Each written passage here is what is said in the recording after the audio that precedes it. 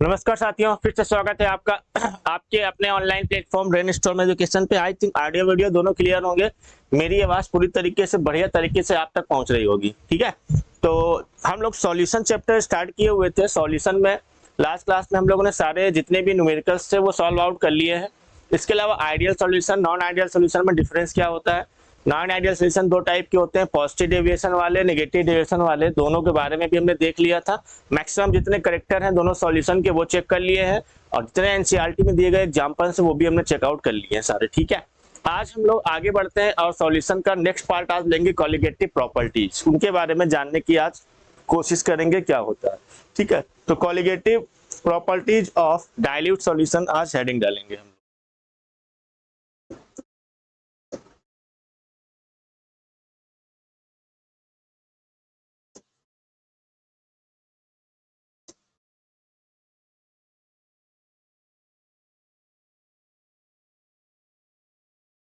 Colligative properties of dilute solution.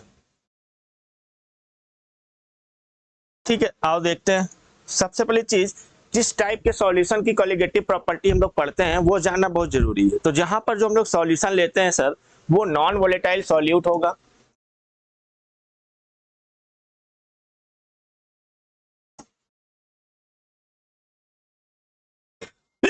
Sorry,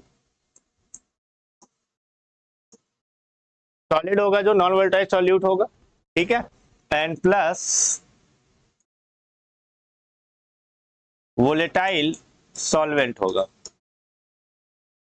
जिसको हम लोग लिक्विड मान के चलेंगे।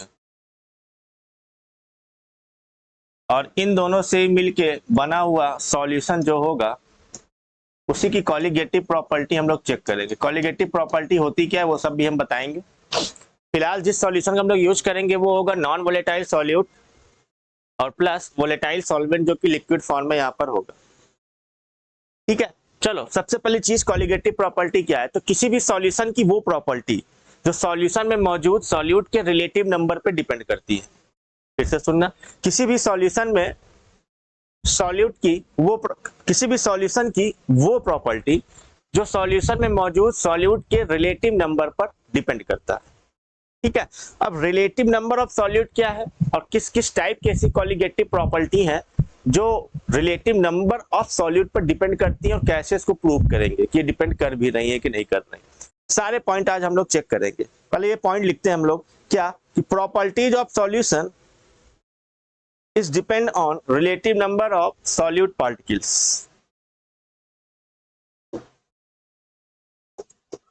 Properties of solution depend on relative number of solute particles. तो प्रॉपर्टीज ऑफ सॉल्यूशन, सॉल्यूशन की ऐसी प्रॉपर्टी जो relative number of solute particles पर डिपेंड करती हैं, and does not depend on nature और identity of and does not depend on nature and identity of solute particle. Solute particle का nature कैसा है, उसकी आइडेंटिटी क्या है, इससे कोई लेना देना नहीं। बस सॉल्यूशन में सॉल्यूट के पार्टिकल के रिलेटिव, अब रिलेटिव नंबर हम एक्सप्लेन करेंगे कुछ उदाहरण से, एग्जांपल परेशान रहिए। Are called colligative properties, are called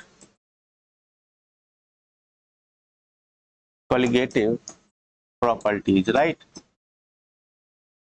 ये आओ, जैसे एक एग्जांपल हमने लिया ये समझाने के लिए कि रिलेटिव नंबर को आप एक्सप्लेन करते कैसे। ठीक है, तो एग्जांपल के लिए हमने क्या किया सर, यहाँ पर एक ले लिया सॉल्यूशन 1 और एक ले लिया हमने सॉल्यूशन 2।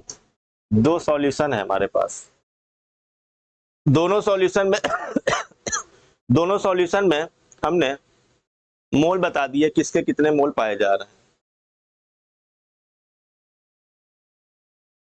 ठीक है, तो मोल ऑफ सॉल्वेंट, इसको कैपिटल एन से रिप्रेजेंट करते हैं, मोल ऑफ सॉल्यूट, जिसको स्मॉल एन। ये सब डिनोशन डिनोट करने के जो तरीके हैं वो सब हम लोग पहले ही बता चुके हैं आपको, ठीक है। अब यहाँ पर देखो छोटा सा इन तो थोड़ा सा बढ़िया से मैनर में लिख लेते हैं ताकि कोई परेशानी ना हो अभी आपको चेक करने में।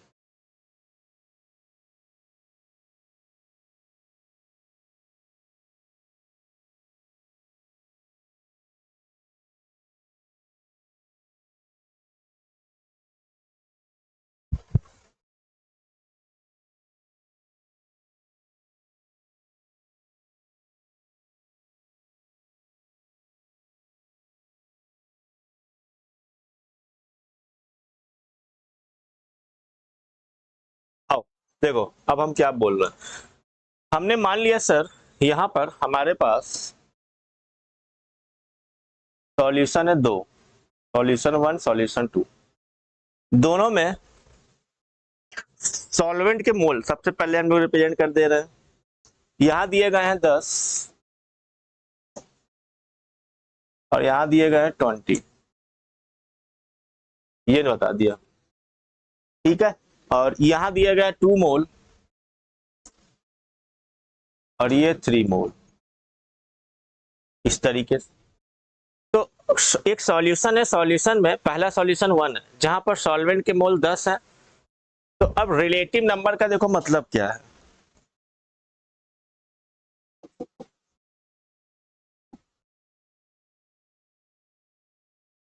रिलेटिव नंबर का मतलब होता है small n upon capital N.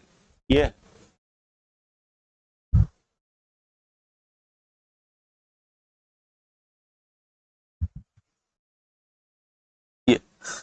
यहां पर अगर हम आपको दिखाएं रिलेटिव नंबर ऑफ सॉल्यूट, तो रिलेटिव नंबर ऑफ सॉल्यूट होता है small n upon capital N, मतलब सॉल्वेंट के कंपेयर में कितना सॉल्यूट मौजूद है, ये होता है रिलेटिव। तो 2/10 यहां हो गया 0.2 एंड 3/20 तो यहां हो गया 0.1 अप्रोक्सीमेटली, है ना, या 0.1 बचेंगे 105, ऐसे भी लिख सकते हो। और यहाँ 0.20। तो हम यहाँ नीचे एक पॉइंट ऐड कर सकते हैं क्या, इसमें अगर देखोगे solution first have more relative number of solute, so they have more colligative properties। इसलिए सॉल्यूशन फर्स्ट में कॉलिगेटिव प्रॉपर्टी की जो वैल्यू होंगी या कॉलिगेटिव प्रॉपर्टी जो होंगी वो ज्यादा होंगी, वैल्यू ज्यादा। तो फिलहाल अभी सिर्फ समझने के लिए इतना सा पॉइंट हमने नोट किया हुआ है, उसको समझो। सॉल्यूशन की कोई भी वो प्रॉपर्टी दोस्तों जो सॉल्यूट के रिलेटिव नंबर पे डिपेंड करती है तो वो रिलेटिव नंबर लिख दिए। और समटाइम्स इसको ऐसे भी डिनोट कर देता है सर, आप चाहो तो कॉलिगेटिव प्रॉपर्टी यहाँ जो लिखी हुई है इसको शॉर्टकट में सीपी भी लिख सकते हो, सीपी। अब सीपी मतलब चंद्र प्रकाश भी है, बट सीपी हम डिनोट कर रहे हैं कॉलिगेटिव प्रॉपर्टी। तो सीपी यानी कॉलिगेटिव प्रॉपर्टी डायरेक्टली होती है sir concentration of solute particle.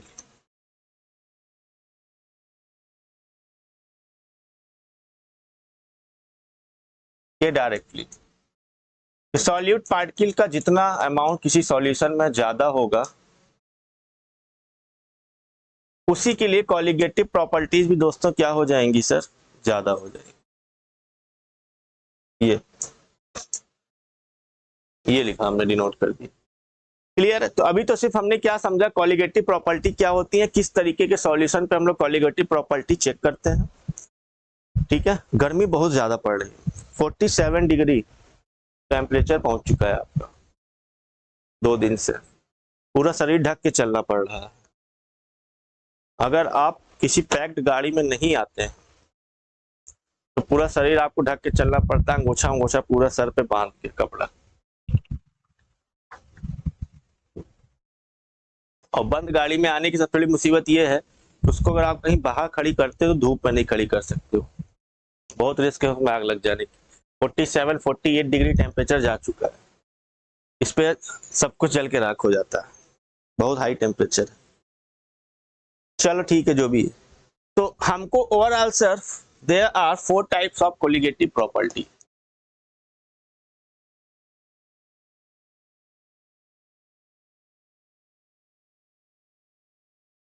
आज उन चारों के बारे में थोड़ा डिस्कस करेंगे।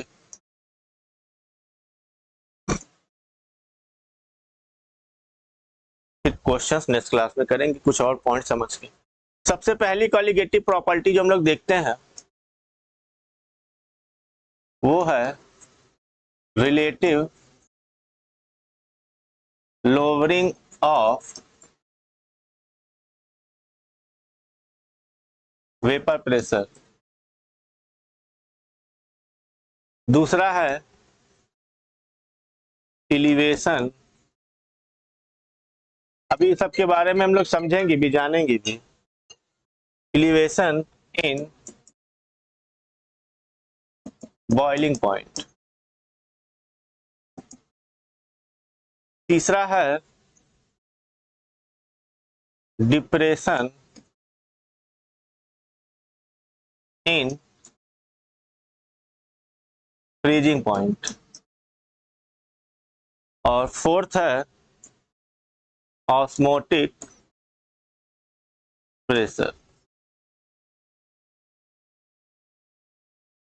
फोर्थ कौन सा है हमारे पास? Osmotic pressure. तो ओवरऑल हमारे पास दोस्तों 4 तरीके की कोलिगेटिव प्रॉपर्टीज है, ठीक है।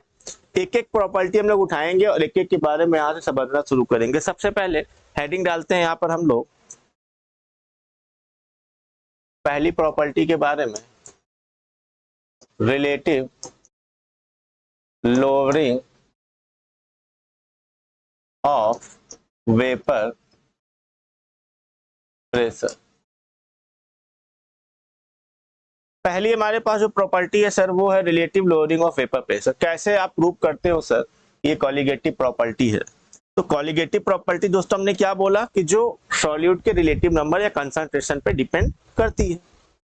आप इसको प्रूव करते हैं। अगर आपको याद होगा पिछली कुछ लेक्चर में हमने राउट्स लॉ पढ़ के आ रहे हैं, पढ़ा कि नहीं पढ़ा हुआ एवरीवन? लिक्विड लिक्विड और सॉलिड लिक्विड सिस्टम पे। तो अकॉर्डिंग टू राउट्स अगर आपको याद हो हमने एक फॉर्मूला पढ़ा हुआ था सर, पी नॉट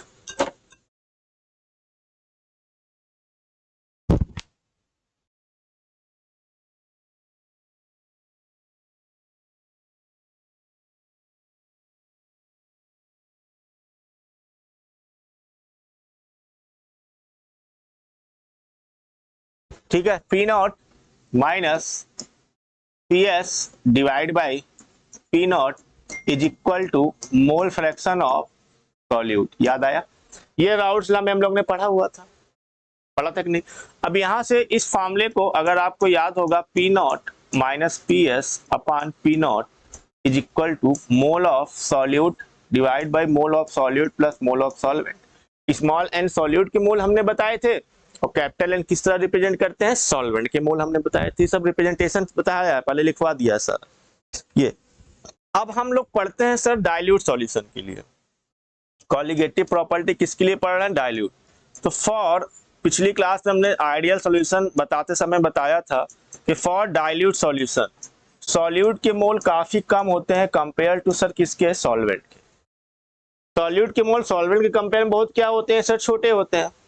तो इस तरीके से यहां पर हम लोग sir P nought minus P S upon P not को small n upon capital N approx में लिख सकते हैं। ये लिखते तो है बट ये इस तरीके से रिप्रेजेंट करते हैं, मतलब अप्रॉक्सली, क्योंकि हमने स्मॉल एन यहाँ पर क्या कर रखा है? नेग्लेक्ट कर दिया है। डाइल्यूट सॉल्यूशन के लिए इसको क्या मान लिया है? नेग्लेक्ट मान लिया। यहां तक क्लियर हुआ कि नहीं क्लियर हुआ? बता दो जल्दी से।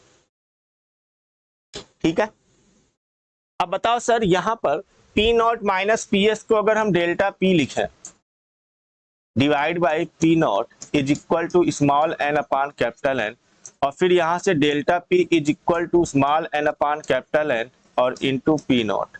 और हम सबको पता है सर पी नॉट क्या होता है, सॉल्वेंट का प्योर प्रेशर है। तो हमने पहले पढ़ा था कि at constant temperature pure pressure of solvent भी क्या होता है, ऑलवेज कांस्टेंट, या किसी का भी प्योर प्रेशर होगा वो ऑलवेज क्या होगा, कांस्टेंट। पी नॉट हमने बता रखा था। तो यहां से सर हम ये चीज लिख सकते हैं कि delta P is directly proportional to क्या हो गया, स्मॉल एन अपॉन कैपिटल। ये पॉइंट निकल के आया कि नहीं आया, या पीछे भी ये पॉइंट लिखा हुआ था ये इस तरीके से, delta P upon P nought equal to small N upon capital. तो small N upon capital N को तो यहाँ हमने दोस्तों ये देखो रिप्रेजेंट किया हुआ था रिलेटिव नंबर ऑफ सॉल्यूट। तो प्रूफ हो गया कि नहीं, प्रूफ हो गया कि हमारे पास, अब यहां से आप चाहो तो ऐसे लिख भी सकते हो, डेल्टा पी को हम लोग क्या रिप्रेजेंट करते हैं, lowering of vapour pressure, and delta P divide by P not, जिसको हम लोग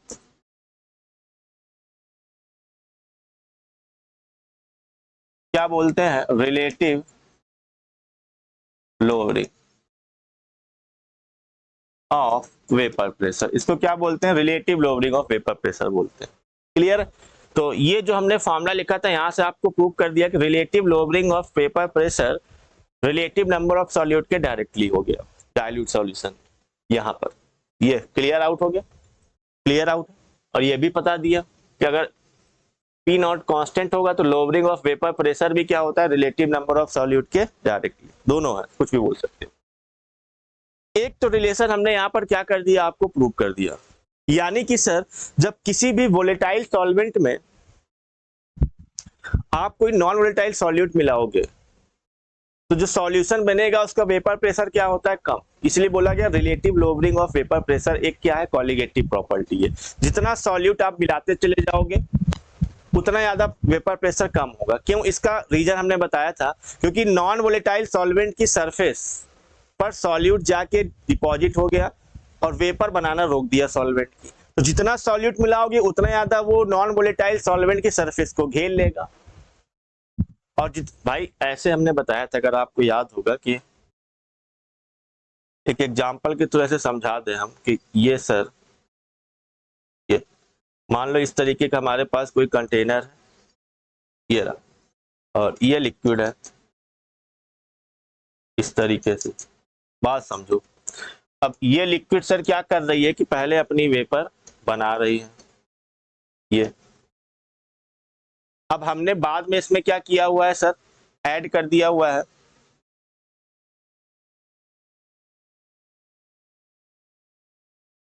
सॉल्वेंट है ये सिर्फ, और ऐड नॉन वोलेटाइल सॉल्यूट। यहां पे हमने सर नॉन वोलेटाइल सॉल्यूट को क्या कर दिया, ऐड कर दिया ये।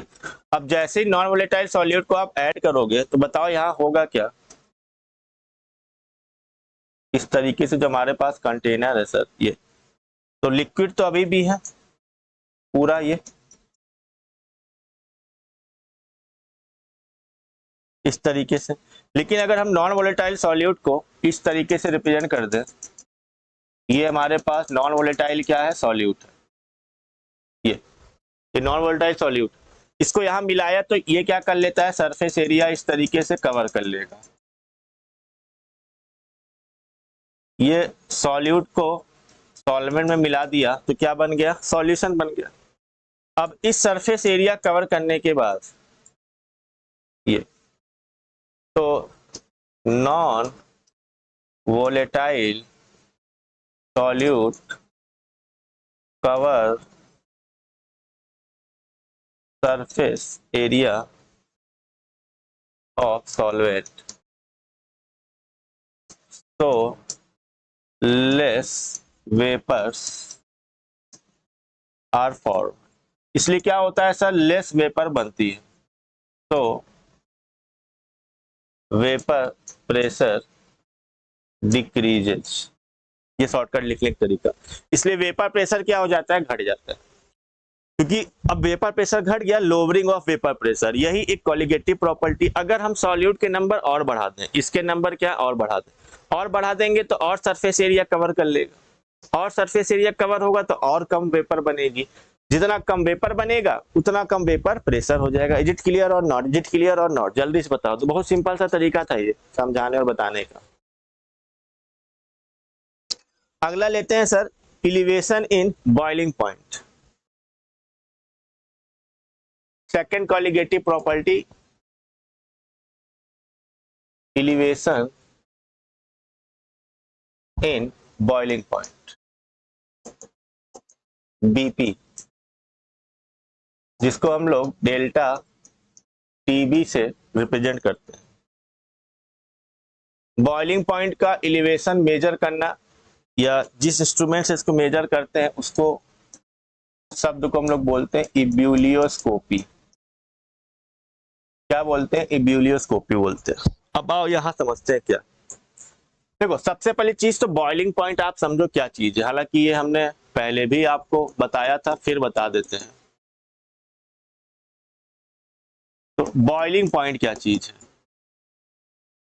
टेम्परेचर। बॉइलिंग पॉइंट एक टाइप का क्या है हमारे पास सर? टेम्परेचर है। कैसा टेम्परेचर है? Temperature at which vapour pressure of liquid will be equal to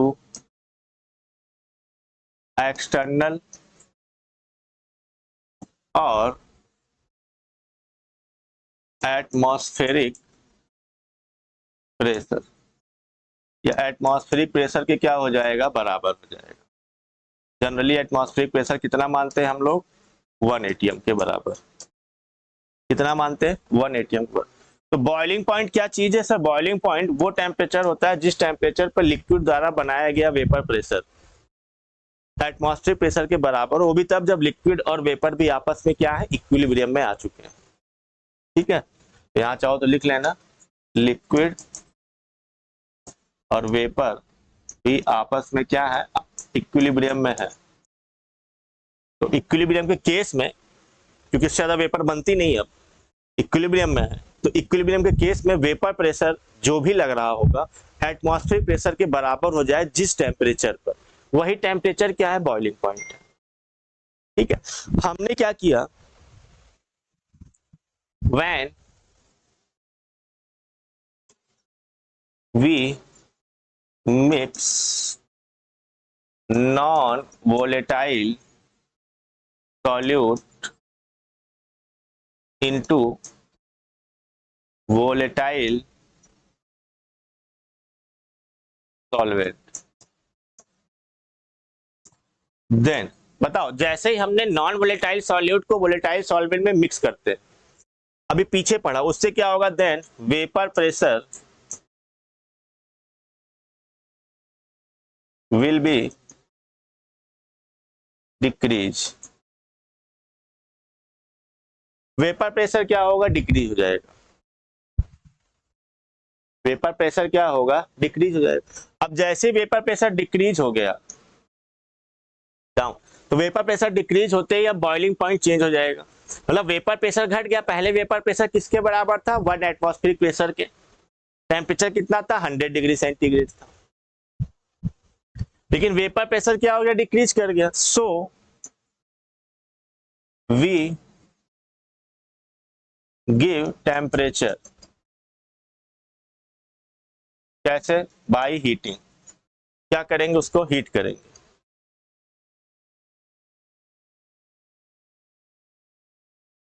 जिससे कि by which vapour pressure of, अब सॉल्यूट को सॉल्वेंट में जब मिक्स कर दिया तो vapour pressure of solution become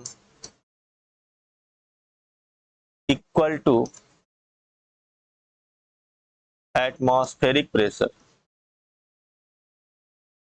ताकि फिर से वेपर प्रेशर सॉल्यूशन का, अब क्योंकि सॉल्यूशन बन चुका है, एटमॉस्फेरिक प्रेशर की क्या हो जाए? बराबर हो जाए। तो टेम्परेचर आपने क्या किया? बढ़ाया। टेम्परेचर क्या किया, बढ़ाया। अब जैसे ही टेम्परेचर आप बढ़ाओगे सो बॉइलिंग पॉइंट क्या हो गया, इंक्रीजेज, बढ़ जाता है। इसलिए बॉइलिंग पॉइंट क्या होता है, बढ़ जाता है। और बढ़ जाना ही क्या कहलाता है, एलिवेशन इन बॉइलिंग पॉइंट। आप चाहो तो इसको हम एक फिगर के थ्रू समझा सकते हैं आपको, आप कहोगे तो हम समझा देंगे फिगर के थ्रू। जैसे वही फिगर जो हमने पीछे बनाया हुआ था उसी के थ्रू अगर समझे, जैसे एक इस तरीके से हमारे पास कंटेनर है, इस कंटेनर में ओनली क्या ले रखा है हमने, सॉल्वेंट।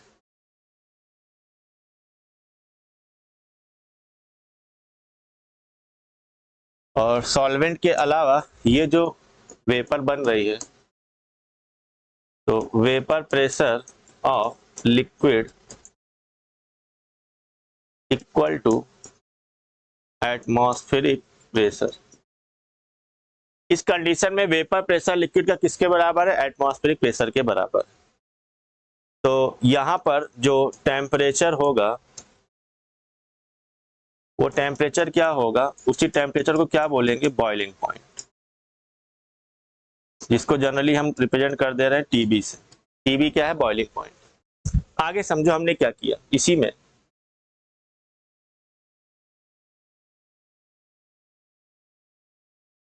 ऐड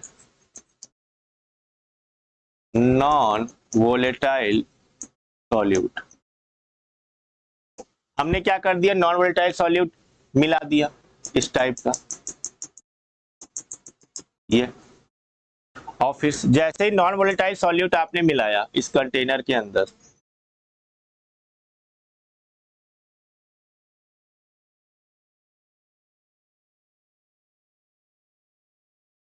ऐसे समझो, छोड़ो फिगर बहुत इंपॉर्टेंस नहीं रखता होता।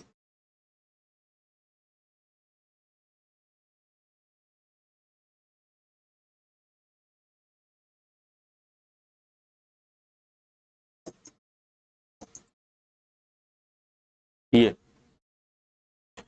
तो कुछ सरफेस एरिया सर, यहां पर इतना सरफेस एरिया घेर लिया गया, ये surface area covered by non volatile solute. Non volatile solute ने कुछ सरफेस एरिया यहां पर क्या कर लिया है, कवर कर लिया। अब कवर कर लिया, इसका मतलब अब यहां पर केस क्या हुआ, सो vapour pressure decreases. Vapour pressure क्या हो गया, घट गया। तो वेपर प्रेशर घट गया, सो यहां पर अब बॉइलिंग पॉइंट भी क्या हो चुका होगा सर हमारे पास, तो यहां टेम्परेचर था टीबी के बराबर, ठीक है। तो अब यहां पर जो बॉइलिंग पॉइंट है वो क्या हो जाएगा सर, चेंज हो जाएगा। Now temperature is not called boiling point. अब यहां पे जो टेम्परेचर है उसको हम लोग बॉइलिंग पॉइंट नहीं बोलेंगे। क्यों, क्योंकि सर अब जो वेपर प्रेशर है सॉल्यूशन का वो कम हो गया है, किससे, एटमॉस्फेरिक प्रेशर से। क्यों कम हो गया, क्योंकि हमने नॉन वोलेटाइल सॉल्यूट मिला दिया तो वेपर कम बनी, और वेपर कम बनी तो वेपर प्रेशर यहाँ पर क्या हो गया, हमारे पास कम हो गया। सॉल्यूशन का वेपर प्रेशर एटमॉस्फेयर, ये क्या लिखा हुआ है, एटमॉस्फेरिक प्रेशर से कम हो गया। तो जब प्रेशर से कम हो गया तो यहाँ टेम्परेचर को बॉइलिंग पॉइंट नहीं बोलेंगे, लेकिन फिर से हमको अगर आपको बॉइलिंग पॉइंट पर लेके आना है, इसी में यहीं पर फिर से बॉइलिंग पॉइंट पे लेके आना है, तो हमने क्या किया, वी गिव हीट। हमने क्या किया, हीट प्रोवाइड किया, ठीक है, उसको हीटिंग कर दिया कंटेनर को। अब कंटेनर को जैसे ही आपने हीट प्रोवाइड किया,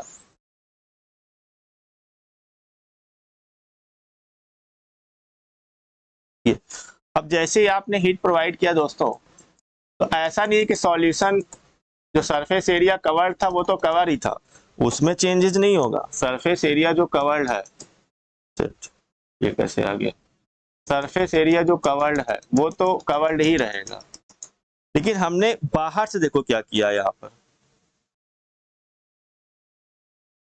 ऐसे दिखाते हैं। बाहर से हमने एक काम कर दिया सर इस तरीके से,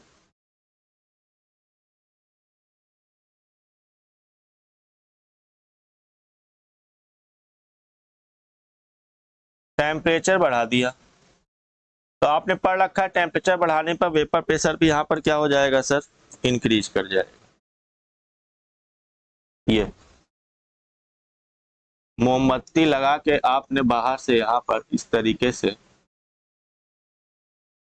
कैंडल, कैंडल बोलने से बेटर होता है बर्नर, प्रैक्टिकल कर रहे हैं क्योंकि हम लोग, टू गिव हीट। ठीक है, अब टेम्परेचर दिया, बर्नर दिया, अब क्या होगा सर, अब फिर से यहां लिखते हैं हम लोग, by giving heat vapour pressure, या by giving heat more vapour fall, so vapour pressure increases. Vapour pressure क्या हो जाएगा सर, इंक्रीज कर जाएगा। अब जैसे ही वेपर प्रेशर इंक्रीज करेगा, हमारी बात सुनो, यहाँ पर आगे के प्रोसेस को और लेके चले अगर हम लोग नेक्स्ट पन्ने पर, क्या हुआ,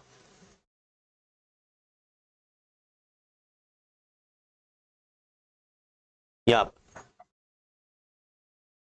वेपर प्रेशर इंक्रीज करेगा and again vapour pressure of solution, क्योंकि सॉल्यूट तो मिल ही चुका है, वो बराबर हो जाएगा एटमॉस्फेरिक प्रेशर। किसके बराबर हो गया, एटमॉस्फेरिक प्रेशर के। So now temperature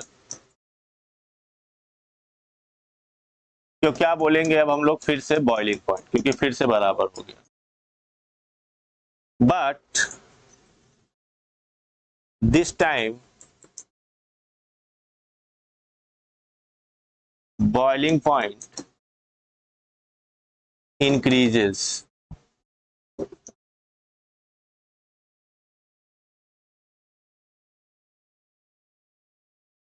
boiling point has been increased,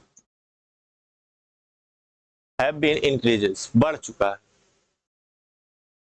So elevation in boiling point comes, इसीलिए बॉइलिंग पॉइंट में क्या आता है, एलिवेशन आ जाता है। ये पूरा हमने आपको एक फिगर के थ्रू बहुत बेहतर तरीके से समझा दिया कि एक्चुअल में, थ्योरी भी लिख दिए पीछे हमने क्या है, और फिगर के थ्रू भी समझा दिया क्या हुआ। तो एक्चुअल में यहाँ देखोगे फिगर के थ्रू अगर देखो, पहले नॉर्मल सॉल्वेंट था, तो जो भी टेम्परेचर था बॉइलिंग पॉइंट था, क्योंकि वहां पर वेपर प्रेशर लिक्विड का एटमॉस्फेरिक प्रेशर के क्या था, बराबर था। ये एटीएम प्रेशर है, एटमॉस्फेरिक प्रेशर। क्लियर। एक समय ऐसा आया कि हमने नॉन वोलेटाइल सॉल्यूट मिलाया, उसको मिलाते ही कम वेपर बनी, क्योंकि सरफेस एरिया कवर हो गया। तो अब कम वेपर बनेगा तो वेपर प्रेशर भी कम हो गया, और वेपर प्रेशर एटमॉस्फेरिक प्रेशर की कम हो गया। अब टेम्परेचर को हम लोग is not called boiling point, boiling point नहीं पुकारते। हमने क्या किया, फिर से बाहर से लाके बर्नर से हीट प्रोवाइड की। हीट देते ही आपने क्या हुआ, मोर वेपर बना, लिक्विड फिर से मोर वेपर बनाने लग गया, और मोर वेपर बनाने से वेपर प्रेशर फिर से इंक्रीज कर गया, और वेपर प्रेशर इंक्रीज करके फिर से सॉल्यूशन का वेपर प्रेशर एटमॉस्फेरिक प्रेशर के बराबर हो गया। लेकिन अब जो टेम्परेचर है वो बॉइलिंग पॉइंट तो है, लेकिन this time boiling point has been increase, बढ़ चुका है, क्योंकि पहले जो था वो तो था ही, लेकिन वो तो बॉइलिंग पॉइंट पे जैसे सॉल्यूट आपने मिलाया तो प्रेशर कम हो गया, तो वो बॉइलिंग पॉइंट बचा नहीं। फिर से बाद में आपने हीट दिया, हीट देते ही टेम्परेचर क्या होगा, बढ़ेगा। हीट देते ही टेम्परेचर बढ़ा तो एलिवेशन क्या हो गया, boiling point. So elevation in boiling point, इस तरीके से बॉइलिंग पॉइंट में एलिवेशन हो गया।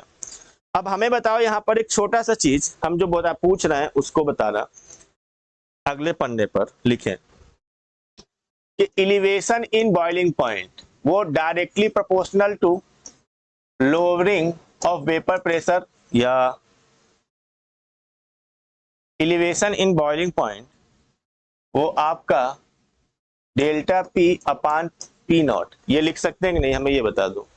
पी नॉट तो कांस्टेंट होता है कांस्टेंट टेम्परेचर पे, तो उसको बहुत लिखने की जरूरत नहीं है, डायरेक्ट अगर लिख दें ये, मतलब क्या ये हमने जो पॉइंट लिखा हुआ है वो सही है कि नहीं, इस सही को हम आपको प्रूव कर देंगे। कैसे सर, ये आप जो लिखे हुए हैं कैसे सही? भाई जितना ज्यादा आप सॉल्यूट मिलाते जाओगे, पीछे आओ फिगर में, इस वाले में, ये जितना ज्यादा आप सॉल्यूट मिलाते जाओगे वेपर प्रेशर में कमी उतनी बढ़ती चली जाएगी, और वेपर प्रेशर जितना कम होता चला जाएगा उतनी ही ज्यादा आपको क्या देनी पड़ेगी, हीट देनी पड़ेगी, और जितनी ज्यादा आप हीट दोगे सिस्टम और सॉल्यूशन का टेम्परेचर उतना ही ज्यादा क्या होगा, बढ़ता चला जाएगा। इसीलिए बॉइलिंग पॉइंट भी क्या होता चला जाता है, बढ़ता चला जाता है, और बॉइलिंग पॉइंट बढ़ेगा इसका मतलब जो एलिवेशन है बॉइलिंग पॉइंट में, चेंज बॉइलिंग पॉइंट वो भी क्या होगा, बढ़ता चला जाएगा।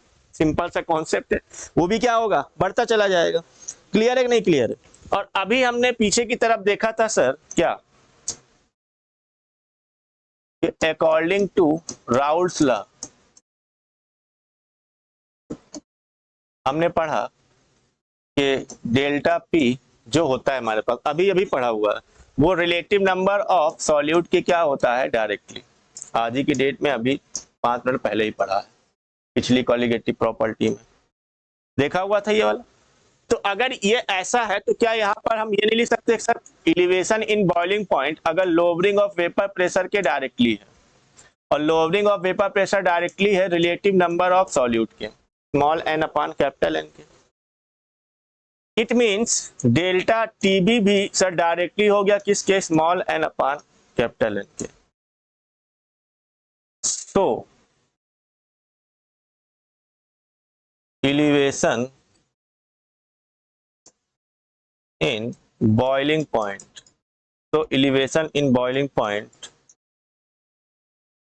is also colligative property, इसीलिए elevation in boiling point भी कैसा होता है, एक colligative property होता है, क्योंकि वो किस पे डिपेंड कर रहा है, रिलेटिव नंबर ऑफ सॉल्यूट पे। किस पे डिपेंड कर रहा है, रिलेटिव नंबर ऑफ सॉल्यूट पे डिपेंड कर रहा है। क्लियर है यहां तक? ठीक है, चलो अब एक ग्राफ दिया गया एनसीईआरटी में, हम चाहते हैं उस ग्राफ को पहले आपको एक्सप्लेन करते हैं, है ना। बॉइलिंग पॉइंट का ग्राफ क्वेश्चन एग्जाम में ग्राफ से आ सकता है, फ्रीजिंग पॉइंट से बनता नहीं है, तो उसको करेंगे भी नहीं, फ्रीजिंग पॉइंट समझ लेंगे सिर्फ, ठीक है। आओ एक ग्राफ जो बना हुआ है, एक ग्राफ इस तरीके का कुछ ग्राफ बना हुआ है हमारे पास,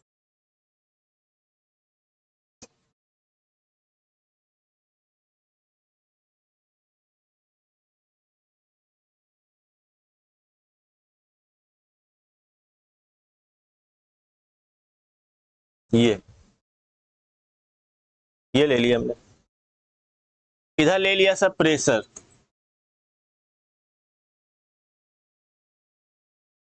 इस तरीके से प्रेशर मेजर किया हुआ, और यहां पर टेम्परेचर,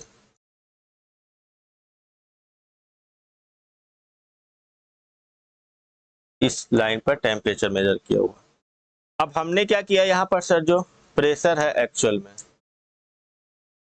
इस प्रेशर को यहाँ पर, ये जो प्रेशर है ये, इसको मान लिया 1 एटमॉस्फेरिक प्रेशर है, 1 एटीएम के बराबर है। ये प्रेशर कितना बोल दिया, 1 एटीएम के बराबर। और जो भी लिक्विड का प्रेशर था यहाँ पर, जितने भी टेम्परेचर पर, ये टेम्परेचर ले लिया लगभग, या ये टेम्परेचर ना मान के हमने कोई भी टेम्परेचर ले लो, हमारी मर्जी है, ये 25 डिग्री सेंटीग्रेड है।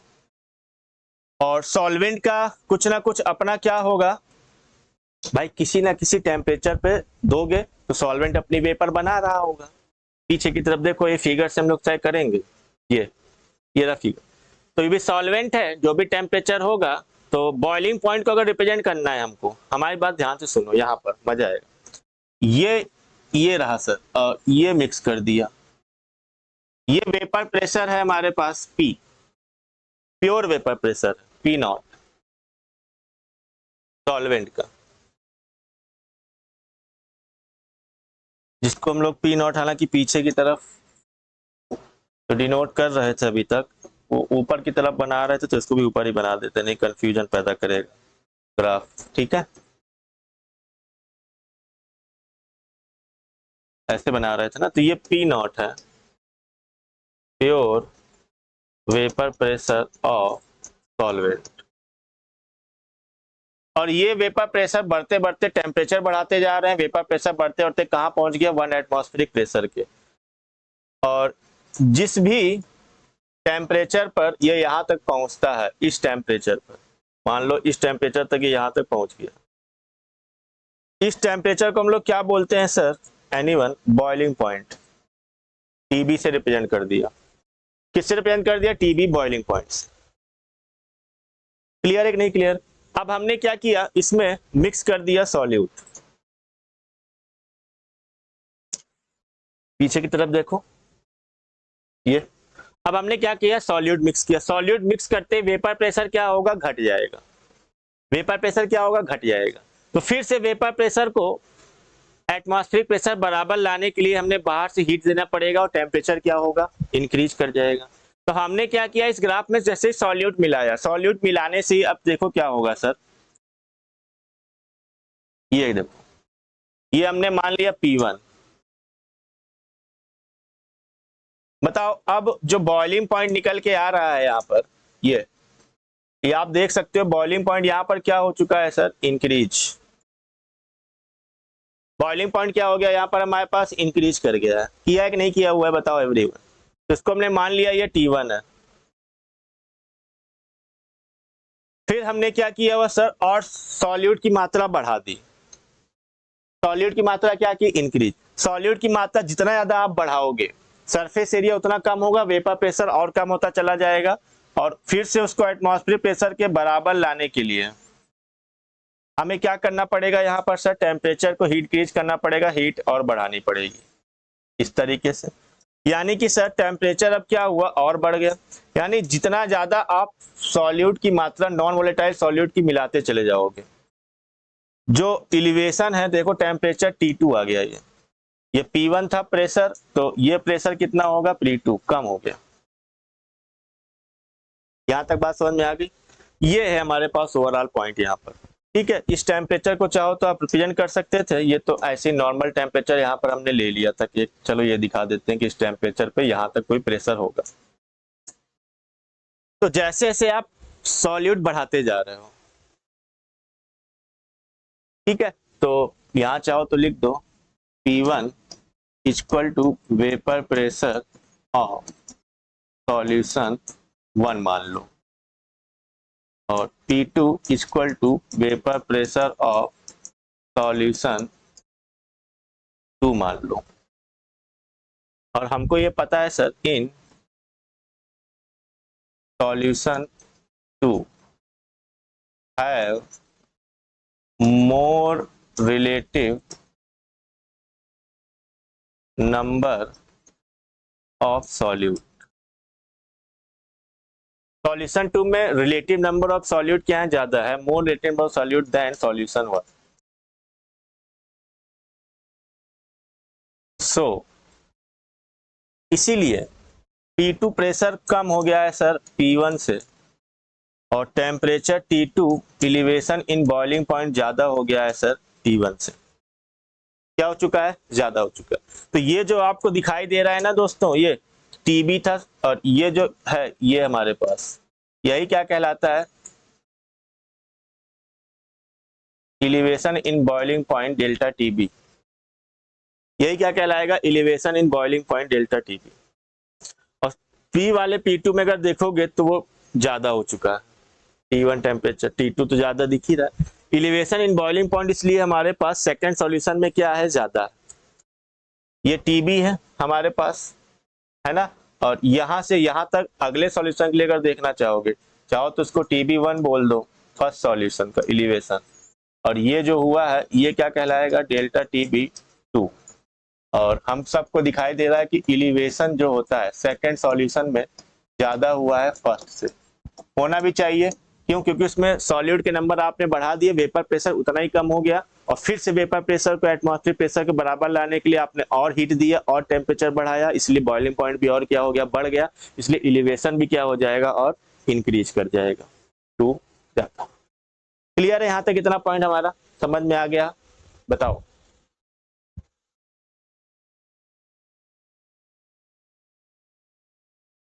कितना अगर पॉइंट क्लियर हो गया और फिर हम लोग आगे बढ़े।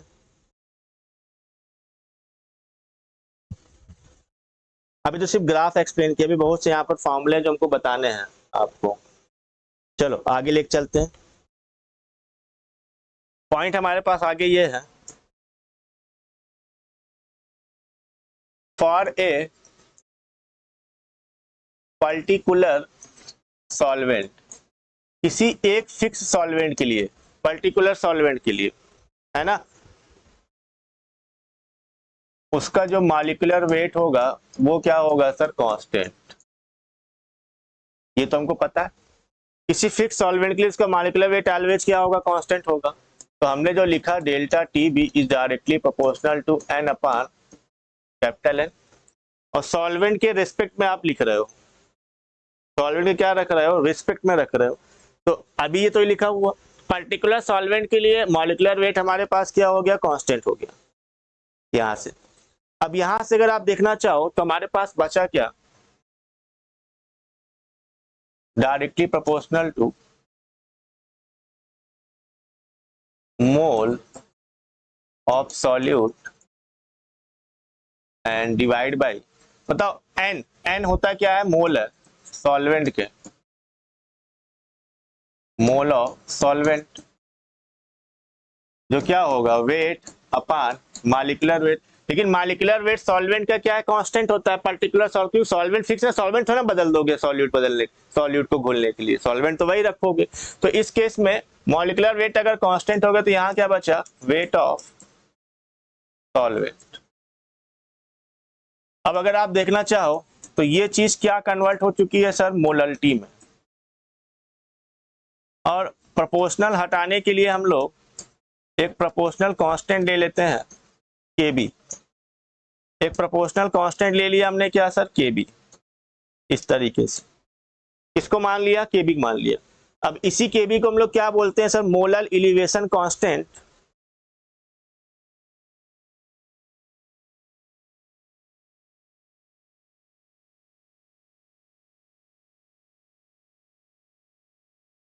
और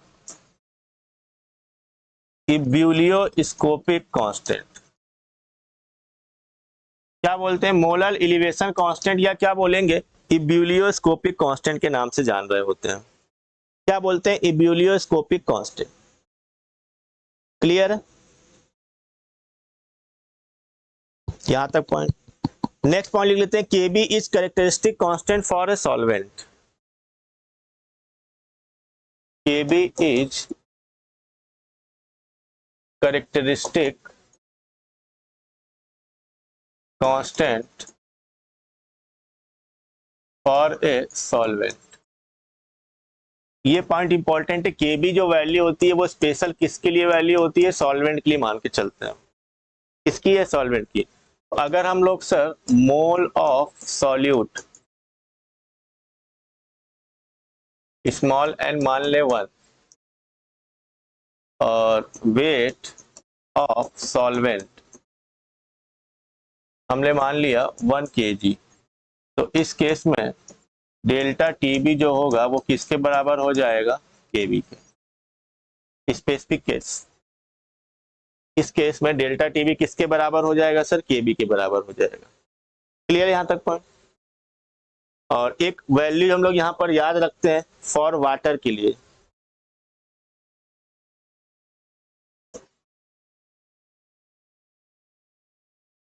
केबी की जो वैल्यू होती है 0.515 होती है, 0.515 केल्विन मोलरिटी इनवर्स।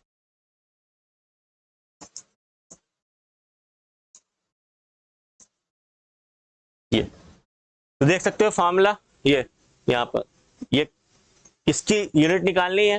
तो ये टेम्परेचर है केल्विन और मोलरिटी डिनोमिनेटर से न्यूमरेटर में जाएगा तो क्या हो जाएगा, इनवर्स। या एक और यूनिट हो सकती है, लिख सकते हो केल्विन किलोग्राम पर मोल,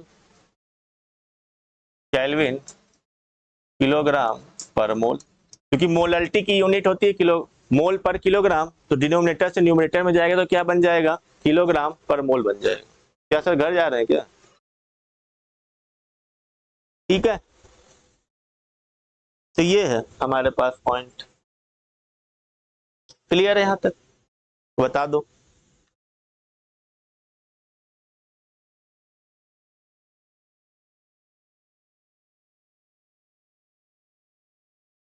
चल, इसके अलावा और भी कुछ फार्मूले हमारे पास केबी के नोट कर लेते हैं।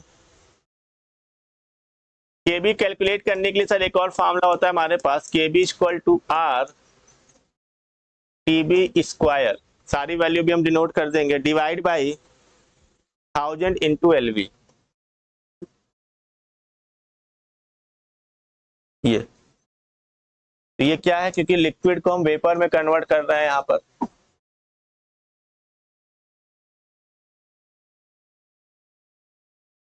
तो ये केबी, तो सारी वैल्यू यहाँ पर हम लोग क्या करते हैं, डिनोट कर देते हैं। केबी तो हमने बता ही दिया यहाँ पर क्या है, आर होता है गैस कांस्टेंट,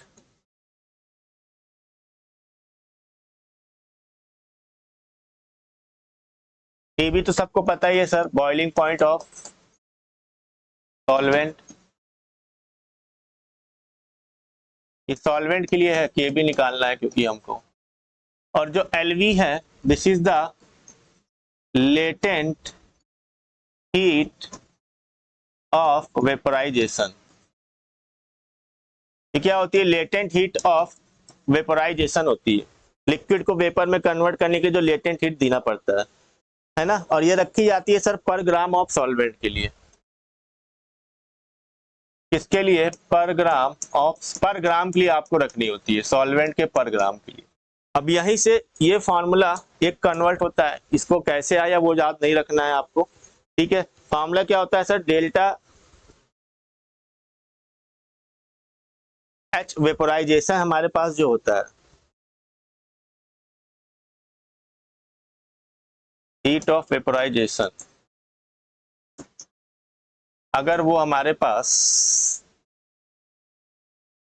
कैलोरी पर मोल में है, उसको कैलोरी पर ग्राम में कन्वर्ट करने के लिए हम लोग delta H vaporisation divide by molecular weight solvent, ये बन गया सर अब कैलोरी पर ग्राम, क्योंकि हमको ऊपर जो लेटेंट हीट रखनी है वो किस में रखनी है सर, ग्राम में रखनी है, तो मॉलिक्यूलर वेट ऑफ सॉल्वेंट से आप क्या कर दोगे, यहाँ पर डिवाइड कर दोगे, और फाइनली यही वाला फार्मूला एक्चुअल में ये जो डेल्टा एच वेपोराइजेशन कैलोरी पर मोल में लिखा हुआ है यही एलवी होता है, लेटेंट हीट ऑफ वेपोराइजेशन। तो डेल्टा एच वेपोराइजेशन एलवी की जगह वैल्यू वहां पे वो रख दी, तो ये फार्मूला निकल के आ गया सर हमारे पास, R TB square into molecular weight of solvent and divide by 1000 और इंटू डेल्टा एच वेपोराइजेशन। ये भी एक फार्मूला हमारे पास जनरेट होता है, नोट कर लीजिएगा। यहाँ पर MW molecular weight of solvent, MW क्या बोलते हैं, molecular weight of solvent, heat of vaporisation liquid का, सारे पॉइंट हमने यहाँ डिनोट आपको कर दिए, डेल्टा HV।